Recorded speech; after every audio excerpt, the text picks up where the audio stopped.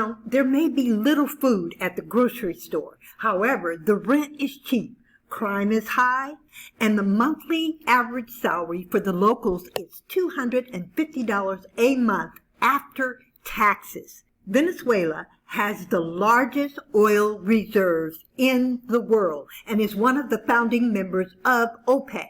Now, the oil industry was nationalized during the 1960s. Corruption, power struggles, and massive oil revenue has produced one of the poorest countries in the world.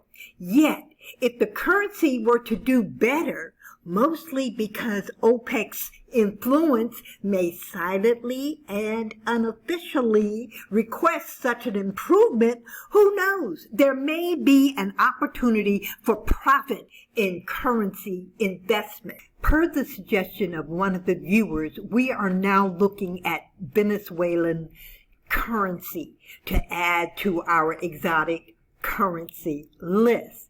Now, one of the first things that I do is go to a country and take a look at its rentals and its rate.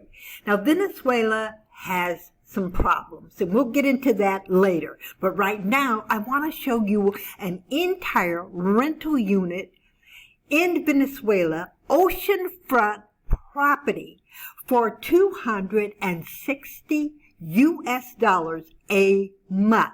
Now, this is beachfront access, and it's a high-rise building, as you can see. Beautiful views. Now, when you look at it on the overall map, here's Venezuela, and the rental is out on an island just across from the mainland of Venezuela.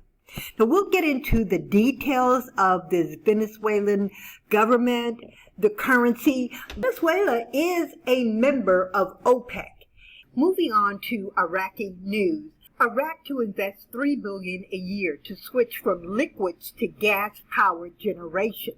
Now, it is my understanding that this will eliminate gas flaring. Looking at the undercurrent in Iraq, we learn Iranian proxies are threatening violence after losing in Iraq's election.